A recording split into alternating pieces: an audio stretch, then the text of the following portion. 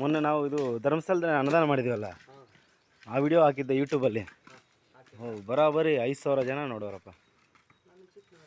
ಹಾಂ, ಯೂಟ್ಯೂಬಲ್ಲಿದೆ, ಕಳಿಸ್ತೀನಿ ನಿಮಗೆ.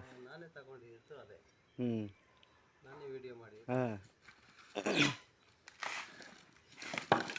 ಅವ್ರು ನೋಡಿ ಕಾಯಿ ಹೆಂಗೆ ಸುರಿತಾರೆ.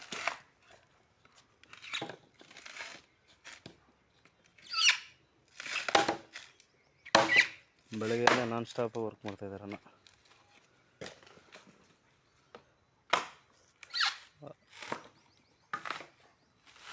ನ ನ ನ